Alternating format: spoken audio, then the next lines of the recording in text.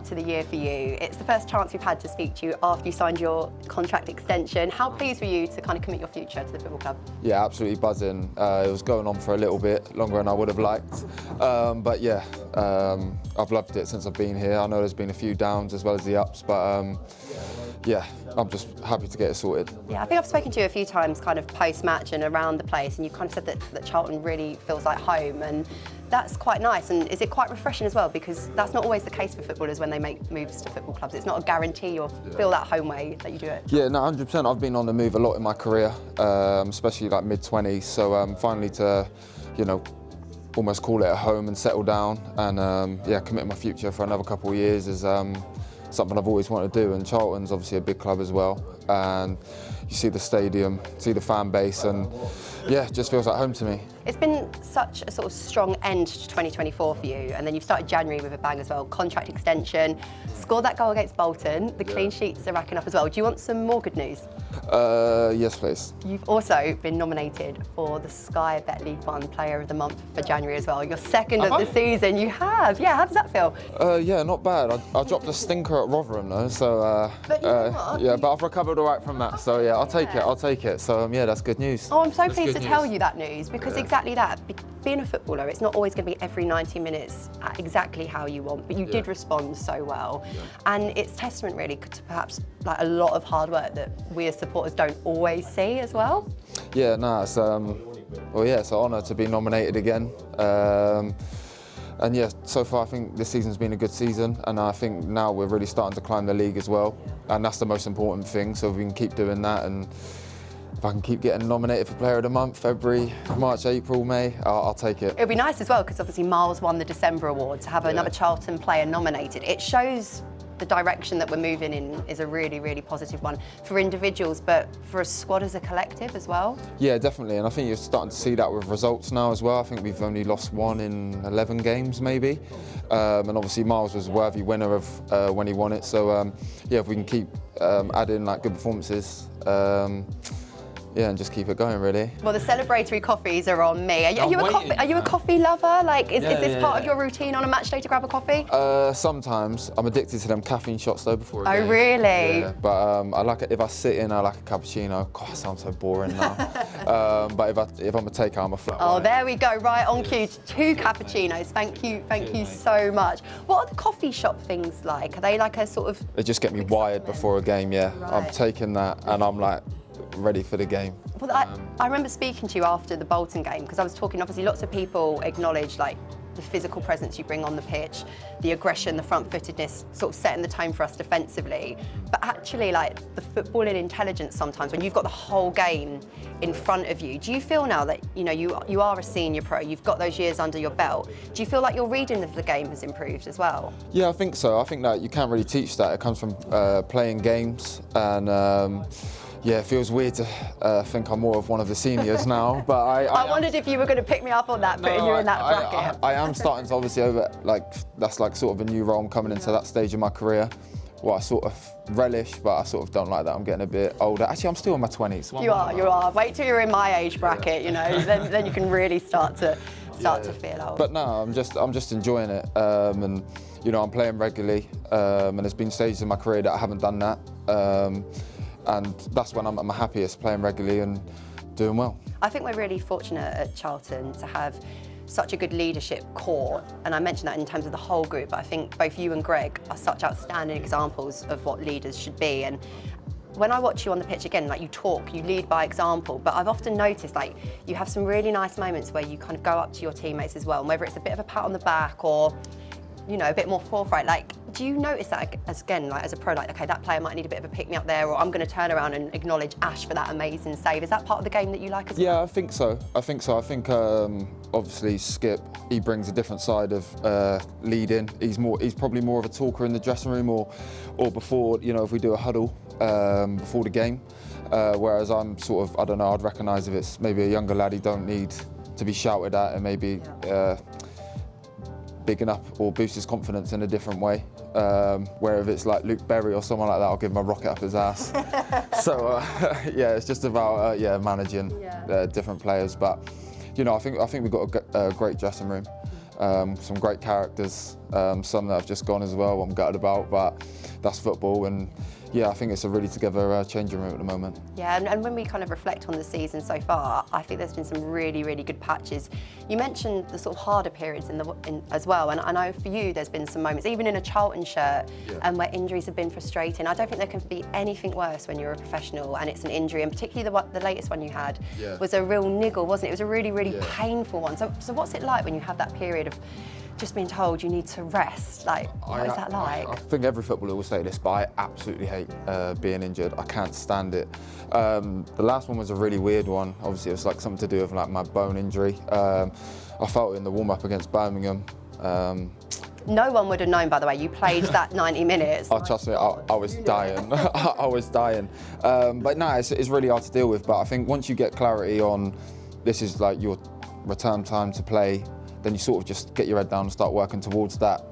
Yeah, that's really important, I think, to be able to like have that focus. And again, it's probably something you're better at now. Yeah, I'm better at now. I'm not great. I'm still not great at it. I'll be honest. Grumpy. I think I can give Coe, the physio, I can be a bit of a nightmare sometimes. But yeah, I think I'm getting a little bit better now. A little bit better.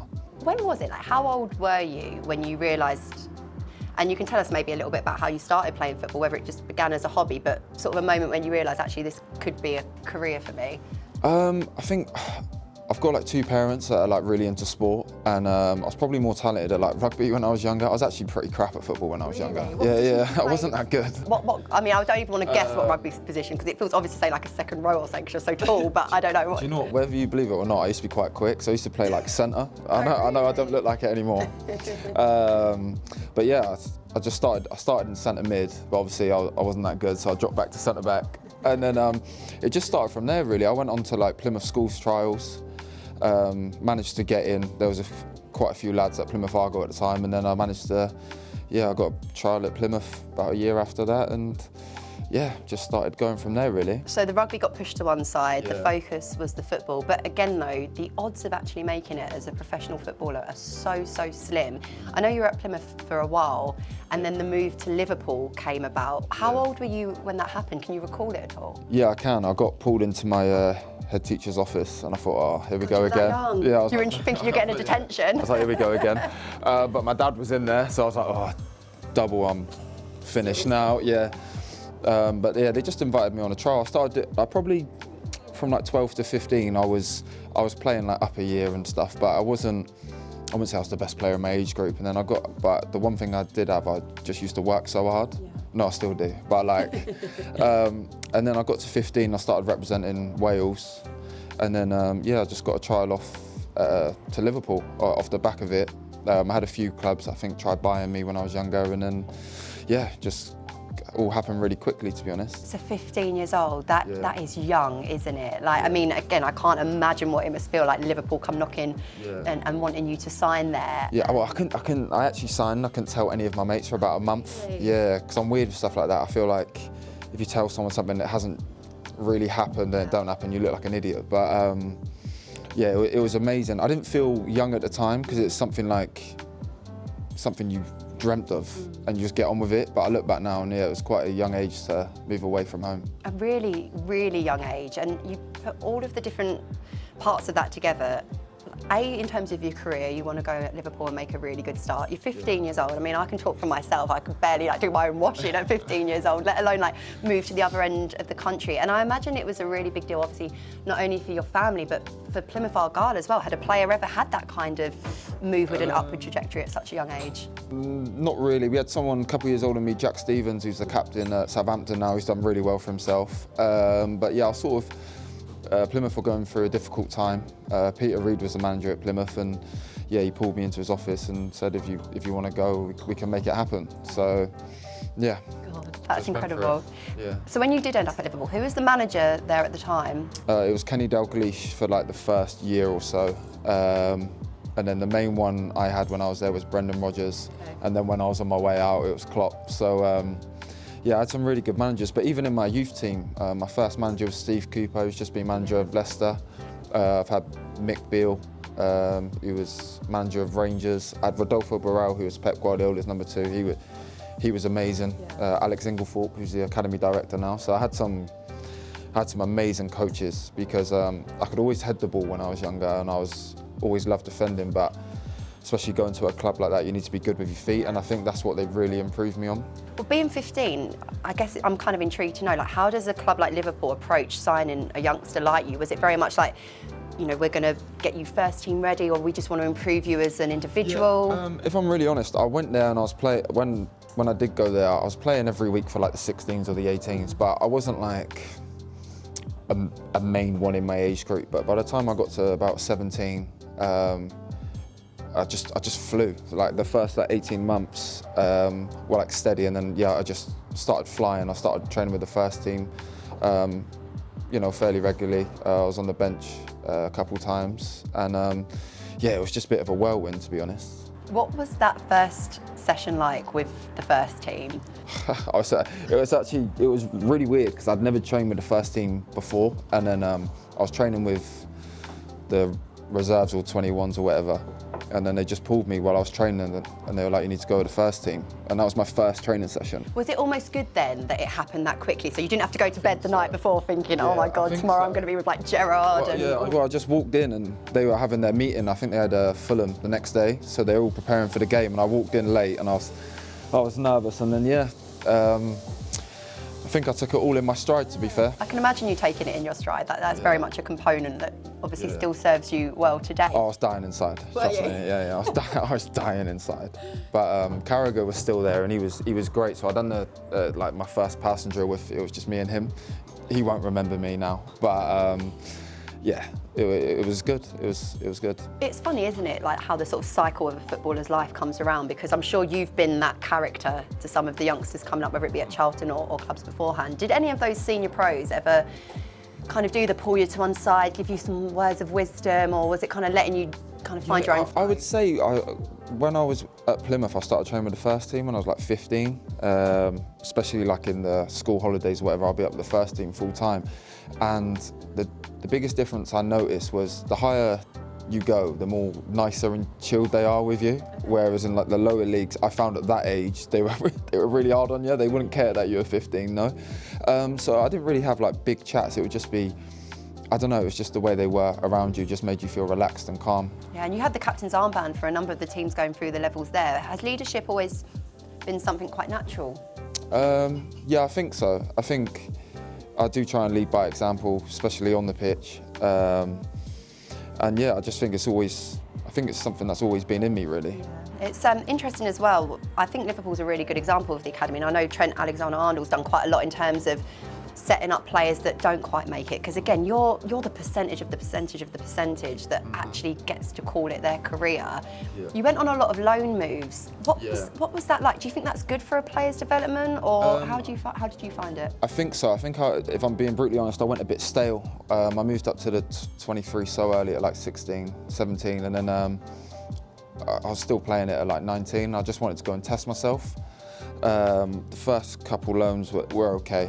But it just exposed me to, learning how to use my body. It was just a different type of football, like compared to 23s, and I don't think you can teach that. So, like, if you look at TC now, he's absolutely flying. He's like becoming a man. He's been unbelievable this season, but he might not have had that 2 years ago. But now he's getting that first team experience. He's doing so well. Same with Miles. You look at Kroy, DK coming through. So, I don't think you can buy that first team experience. You can just be trapped at like a big academy.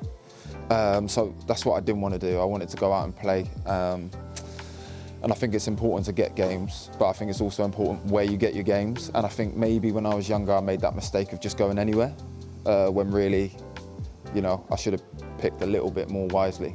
And as well as learning on the pitch, I can imagine, again, being that young, staying on loan at clubs, we sometimes as supporters have a bit of a romanticised image of what it's like to be a footballer, but again, you have to adapt to a new part of the world, find somewhere to live, try and make new friends, fill your spare time. How did you find that as like a teenager, a really, really young man? I found it tough on occasion. Did you enjoy it as well? Yeah, I did enjoy it. Yeah, I did. Yeah, maybe more than I should have on some occasions. But no, it can be tough. I'm not taking anything away from it. For me, it's the best job you can have in the world. But at the same time, there is a lot of tough moments that, fans or or other people may not see. But I know I'm not feeling sorry for myself because I feel like you have that in everyday life. But yeah, there can be some really, hard times in it because it is literally not just your job. But, well, for me personally, it's like my world. I've never learned the never too high, never too low. Even just like kind of working outside of football, I can't do it. Like at 3 points, I feel on top of the world.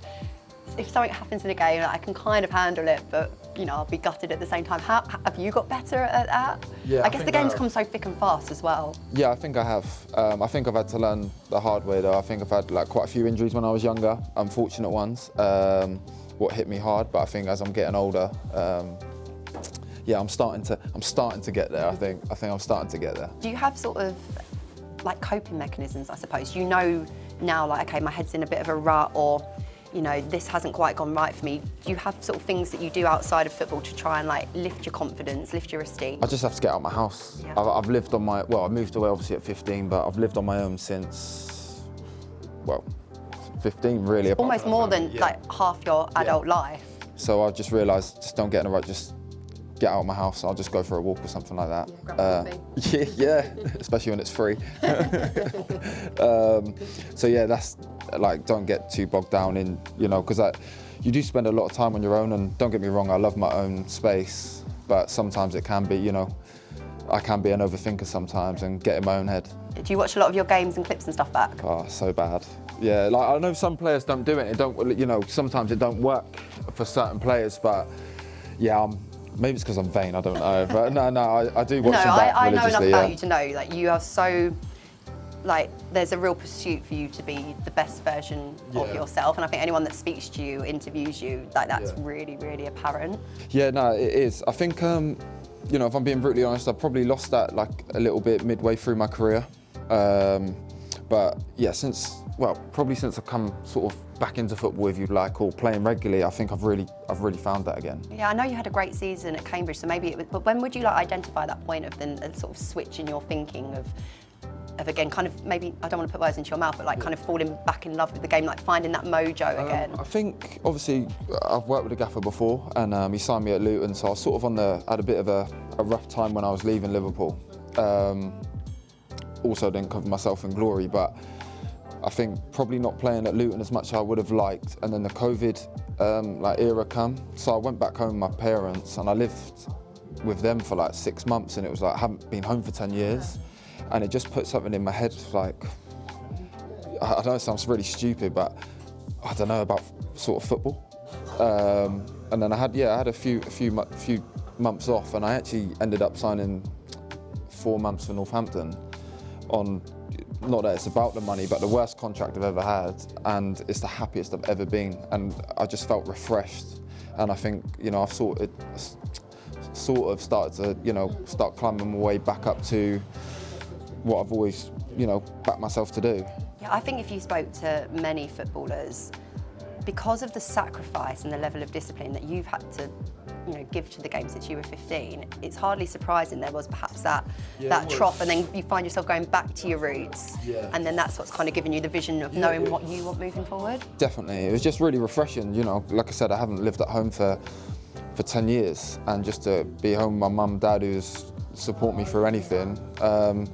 It just refreshed me going back in, and in a way it's the best thing I've ever done, because you can have everything in the world physically or technically or whatever, but if you haven't got it mentally, then you haven't really got a chance in football. And ultimately you have to have that desire, and as I mentioned earlier, I remember seeing all the work that Trent's been doing about players that do fall out, and you mentioned you had a hard time leaving Liverpool Academy. There's so many players where sometimes it's not for a lack of desire and hard work. Sometimes there is that little bit of element of luck and timing and so on, but so many pros don't go on to achieve what they could for reasons that aren't always in their control. Do you ever get a chance to sort of be proud of the career that you've built? No, my dad says it to me sometimes, but nah.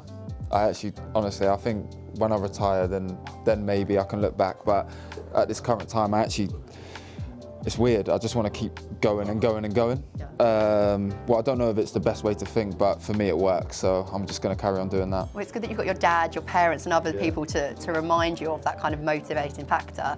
You're 29 now. If you could go back to 19-year-old Lloyd and give him a bit of advice or something you wish that he'd have known. Yeah, I felt old at 19. I know that sounds really stupid. I wish I could tell him what I knew now. I wish I could just give him my brain now. But it'd just be patient. I think, especially at 19, I went on loan to Blackpool and I'd done my knee and ankle in the same like tackle. And I think that's when I really... You were 19? Yeah. God, that must be hard. Yeah, it was annoying. Yeah, I've got to be honest, it was really annoying. But yeah, I think probably just, you've got so much time and you don't realise it, but I was just in a rush to do everything. And when it didn't work out, I wasn't good with dealing with the lows. Whereas now I'm more like level-headed, like, okay, I can have a bad game. I'm human. I never want a bad game, but it's just sort of how you react. And I don't think, because it was my first ever injury really, what was a big one, I don't think I reacted that well to it. And I think there's loads of, obviously, factors to it. Like being on my own, not knowing how to deal with it, or not speaking out sometimes. And yeah, I think I was just a bit more open with how I felt and just be patient. Do you think the game's evolved at all in terms of, you know, you mentioned there like almost kind of speaking about how you were feeling? Like in the past, historically, football's been quite bad at that, hasn't it? Like changing rooms haven't, you know, the banter's flying and everything like that. You've got to have a good team spirit. But sometimes if a player is a bit down or, you know, suffering with injury, other things away from football, do you think players are a bit better about talking about things now? I think so. I think so. I couldn't 100% give you an answer on that, but I definitely think so. Just even like when I was injured, it wasn't that I didn't want to speak out. It was like more like, oh, I can deal with it myself. But you wouldn't realise like, all right, that's not the right thing to do. Or if I spoke to someone, they'd be like, don't handle it this way, do this instead. But I definitely think the game's getting more open. But yeah, I can't really speak for everyone. And sometimes you have to kind of learn from your own mistakes with things as well, right? That's the best experience of all, like putting yourself out there and putting yourself in those sort of positions. You've fulfilled like so many people's dreams of like playing professional football and so on. Correct me if I'm wrong though, but have you also played for both like your dual heritage countries? So you played for England and Wales, right? Yeah. Is your dad Welsh? Yeah, that's right. And your mum's English? Yeah. So how did that go down in terms of, right, where am I going to place my allegiance? Well, I've always said this, I always support Wales in the rugby and I support England in the football. Oh, convenient. Always back the winning horse. But yeah, no, I did play for like the Wales sort of youth setups when I was younger, but I was doing quite well at Liverpool at the time when I was like 18, and yeah, they called me up, so it was either Wales or England, and I chose England, so yeah, I don't know. So when you were a bit older, you made the switch to Wales? Or was that before, sorry? No, sorry, I was at Wales till about 17 right, okay. or 18, and then yeah, changed to England for like I went on like a few camps with them. We had a really good team, to be fair. But yeah, it just felt like the right decision at the time. And in terms of personal ambitions, I'm just going to put this out there, like you're playing so well, so consistently. A Wales call-up, is that something that you'd aspire to? Is that an ambition? It's got to be, right? My nationality's still English, isn't it? So Get Nathan, no, I don't know. I don't know if they would take me. I think my main thing at the moment is just doing well for Charlton, and getting in that top 6 minimum would be a good achievement, especially considering where we sort of was in November, December. So I think if we can get top 6 this year, that's where my main focus is right now, and yeah, just keep building. And it feels really achievable. I mean, League One is super competitive, and I don't think there's anyone really that's kind of taken it by storm. I think many thought Birmingham would be in a stronger position than what they actually are, and that's credit, I think, to it doesn't matter what your league position is. It's a cliche, but every 90 minutes is tough. But how are you and the boys feeling in terms of we've clawed ourselves into this position, confidence is high? Do you know what, I honestly think the confidence was always there. I think if you actually look at it and who we've beat this season, I don't think we've lost to many top 6 teams. So I don't think that confidence has ever been lacking, but it's obviously you're always more confident when you're winning, and it's easier, and the luck sort of goes your way. But you know, to find the position we're in now, we've just under 20 games left. Yeah, I think we've got a right good chance, but we just got to keep being consistent and competitive, and we'll see where that takes us. One thing that's been so impressive is our home form. We haven't suffered too many defeats. Yeah, we're doing in sync. And that in part obviously is in terms of the tactical setups we have and how well drilled you are as a squad, but the Valley is such an asset to us as a club, isn't it? And how important will it be sort of moving forwards for supporters to like kind of pack the Valley? Because I love it sometimes, it's so loud, but then I look and I see empty seats and I'm like, oh, it could be louder, absolutely. No, it is great. I love playing at home, especially the second half when we're attacking the covered end. It's a good roar, and especially when someone bangs one in, you just see the whole crowd go. Like the Thierry Small, I mean, that was a good one. You've only scored at the other end, right? Have you scored in front of? I've never scored. We need to get you scoring in front of the covered end. I know, that would be nice. Yeah, that would be nice. But I wouldn't kick the corner flag the way Thierry did.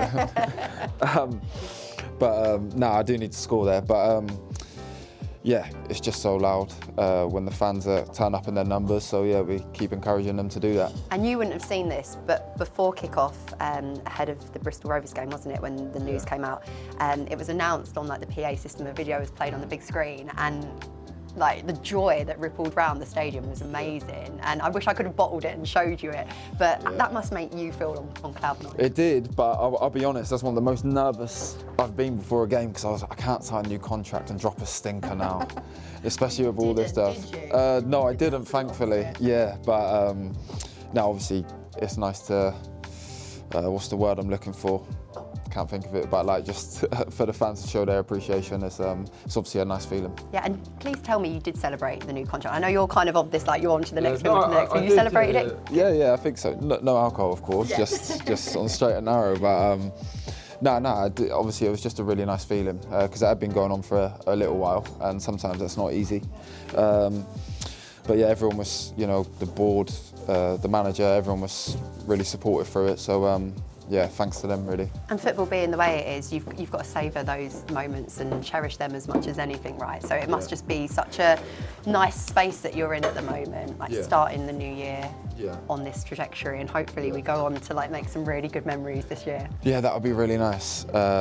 Just consistency is key, and that's one thing I tell 19-year-old self. Consistency is key. So we just got to keep being consistent and keep going like that, and then we'll see where we end up. Keep being consistent, keep enjoying the cappuccinos. And I told you, when they're free, it's good. Well, look, best of luck for the game at the weekend. Best of luck when it comes to being nominated for the award. I mean, I always feel like defenders get a real tough time of it. They don't, don't win it as much as they don't. It's nice to be nominated, but I'm not getting it. Well, look, in our eyes, you're definitely a deserving winner, and thank you for your time. Thank you very much. Cheers, Charlotte.